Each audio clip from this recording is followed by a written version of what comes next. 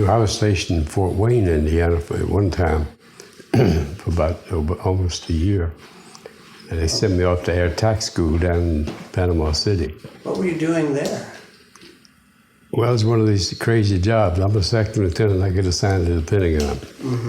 And one of the jobs we were doing was establishing the projected Air Force Reserve after the war. And so we were locating places that looked like they were likely. And we had one at Bear Field. It was closed, but we had one of the barracks open, and that's where we were. I had one at Andrews, I had one there, I had one, I don't know. And then from that one, all of a sudden I ended up one day going to Germany. And that one was kind of fascinating too. When I get to Germany, my name was Harris, and there was a fellow with us, his name was Farris. And he was the general's aide, but he got mixed up somewhere, and I got sent in his place. So that's why I served as general's aide there in USA for 2 years. And he was down flying boxcars down in Kaufbeuren, I think. I've never met him and don't want to because he'd probably be very unhappy. Well, I know that a lot of people that came out of the B-58 program went on to all sorts of other aircraft. Oh, yeah. I know a lot of them went to Vietnam and flew B-52s. Well, my assignment to Vietnam was the B-66. And that's when I'm getting my graduation. The guy had to stop the graduation ceremony to say something was changed. That's when he got the notice of my promotion. And I thought he was going to get me for not having a college degree, but no. So they changed everything right there, and I had to go over to the colonel's assignment branch to pick up they offered me the air attaché in Saudi Arabia and another one in Germany, and I said, I don't really like these. And that's when the guy said, what about this one called the 43rd? I said, what is it? B-50? Oh, I love that. That's been, so that's how it got started. Yeah. Right. So you did your training in Carswell originally? Yeah. I don't know how much of this you want, but at Carswell, we began to, like you said, the senior pilots were the ones that were there. And we all messed around for I don't know how long, couldn't get airplanes.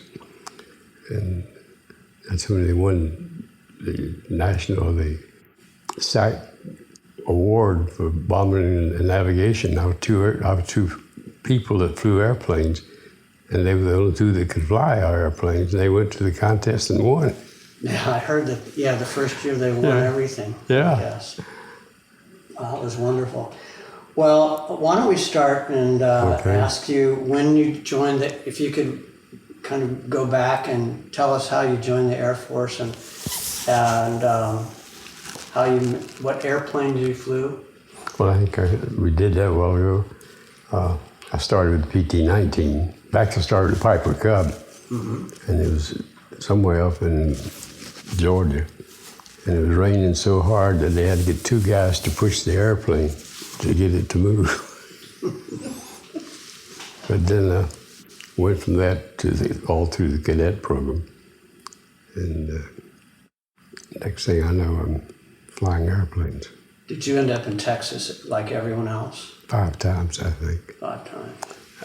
I went to basic training in Greenville, Texas. I went to one before basic training. It was in Goodfellow, Texas. Not Goodfellow, it was just north of Dallas.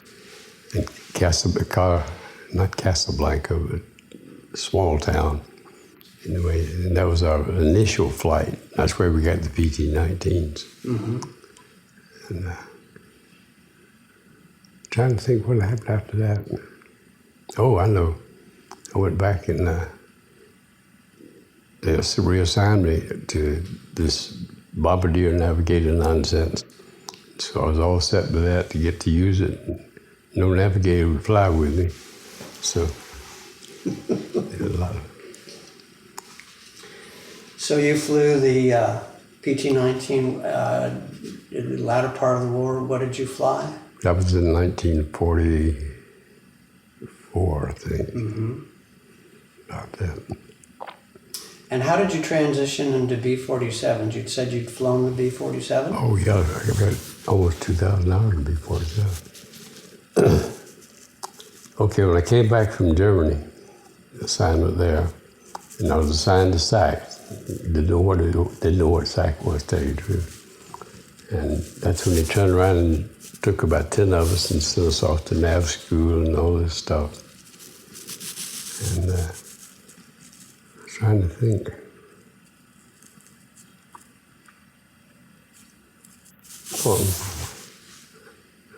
Let me think a minute. Take your time.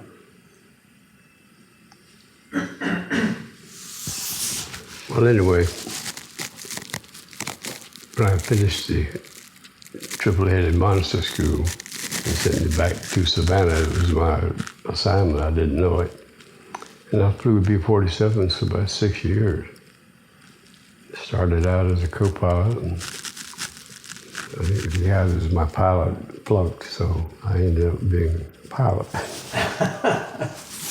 And you had some forward assignments. You did TDYs, maybe in, Oh my in gosh. England and Spain. We had TDYs in Morocco, 2 bases in Morocco, actually 3. And then TDYs to England. We did several stories there. We're going to get into some good stories. And England, and let's see, that was a B-47 still. And I was trying to think. You at Bryce Norton? We'd go in there for 90 days, or we'd go in sometimes just for over a weekend.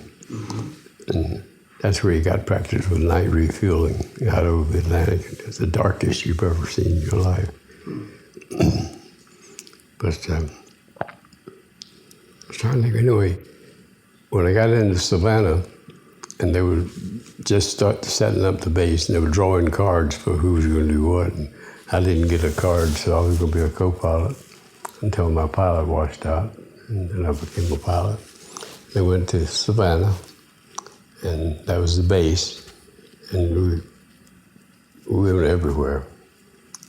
Every time a hurricane came, we'd go to Missouri. I remember that. In fact, I was thinking about that tonight. So tell us how you got into the B-58 program. And this is another good story. I was in Savannah, and a friend of mine, Millsap, called and said, "I got a job for you." And I said, "What?" And he said, "We got a wing over here that's just falling apart. We need some help."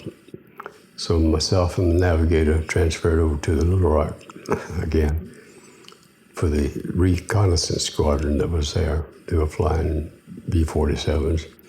Strictly a photo, though.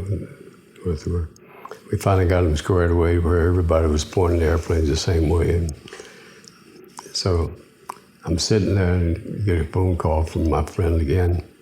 Says, "I got 2 things for you." And I said, "What do you got?" He said, "You got your choice. Either you can go to command staff school, or we could send you to B-58s. Yeah! You heard me shout all the way from Omaha, I think. But that was one of the happiest moments of my life, I think, because I love that airplane. I had never even seen one.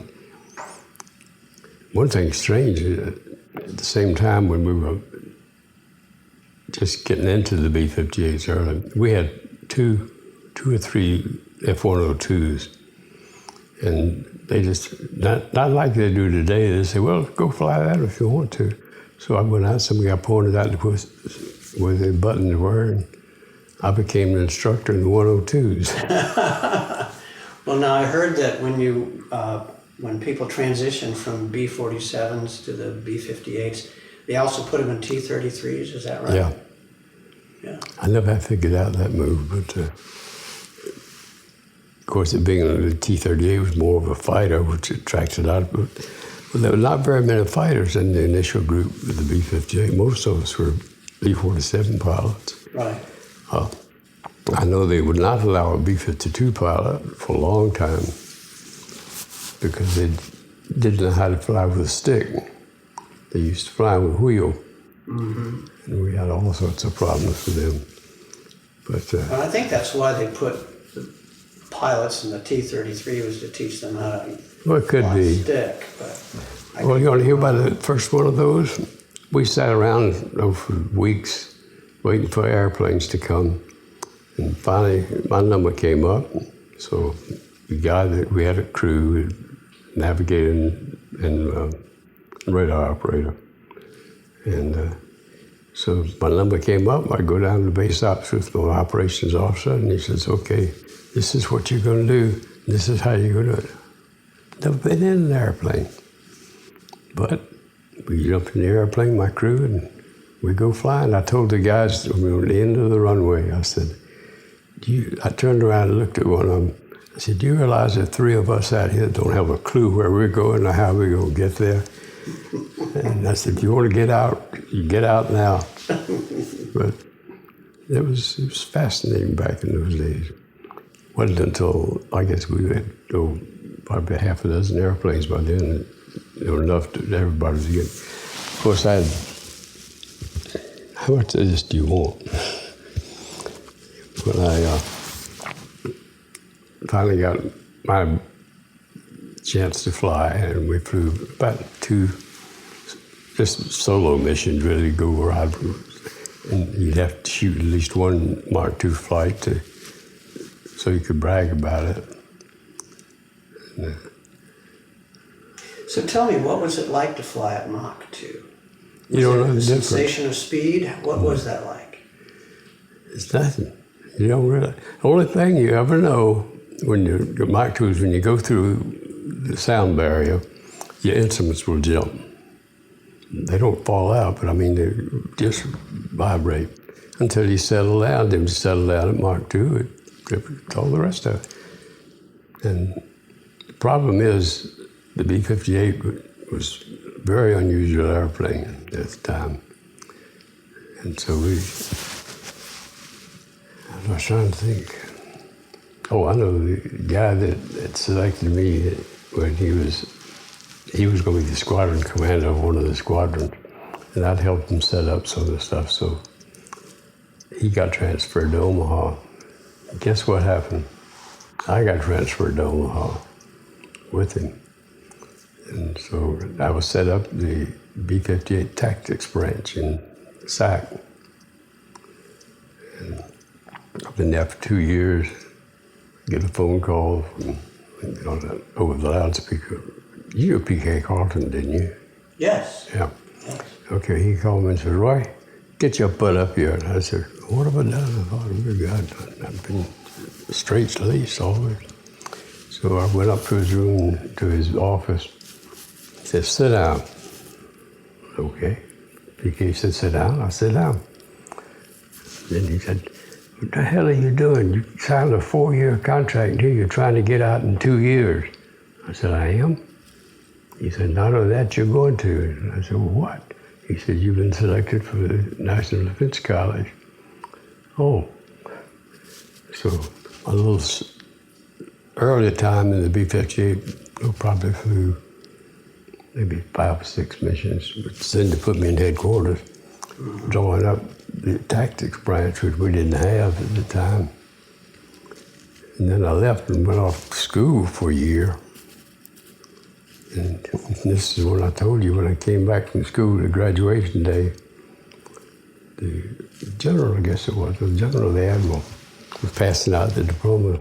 And he came to mine and he stopped. I said, oh my God, they caught me with no college degree. And some guy came running up to him with a piece of paper, I didn't know what it was. And he turned around and said, you're not going to go to Vietnam. I said, no. He said, you can't go. So, okay, I won't go then. But that's, trying to think what I went, I guess, trying to get from that into, oh, I know, when I finished the Defense College, then I'm back into I managed to talk them into getting into the B-58 program again. And that was at Cardinal at the time, having fun. The way they flew those days, you probably remember this, you didn't have a whole bunch of, we didn't have simulators for the first 6 or 7 flights. And you go sit down and one look, I'd say, this looks pretty good, let's try it. And that's kind of the attitude you had. Mm-hmm. We lost, Grissom lost more airplanes than we did. Remember Dick Campbell, don't you? Yes. Dick was a good friend of mine. We had a good system going. Every time an ORI would come, they came to me first, and that day after they finished with me, I'd feed him all the questions and answers I'd had. The next time it came, he'd feed me. So we always got outstanding grades. Can you share any kind of unusual episode that happened with the plane? I've heard a lot of different stories about people taking off half loaded with fuel and going straight up to 25,000 feet in about a minute or two. 27,000 feet. I wasn't one of those, but that was part of the program I think that we're talking about that we were doing with General Dynamics. We were flying the airplanes under certain conditions and giving them the info and vice versa. So that was a... But let's see, then I finished the school, went back to Little Rock, and this was a funny time. The people at Little Rock didn't know that I was coming back because I left and went to SAC to the headquarters, and I figured that's the last they'll see of me. But it didn't turn out that way. And when I picked up an assignment and got a call from General Johnson, who was the head of 2nd Air Force at the time, he said, "You're going to be doing some extra work for us." And I said, "Okay." So we get these sheets down with certain maneuvers to try, real good. And it's only about 2 or 3 of us that I was interested in how things work. Most of these guys just say, push the throttle and it'll go. And it will. But then after this was over, I was reassigned to Little Rock, and they had a special meeting, and the general had kept it quiet when I was coming back. And sure enough, we had a big meeting with all the crew members and all. And finally, at the end, they said, "And now here's your new vice commander." Who? Him? Hell, I'm with him. These are my buddies.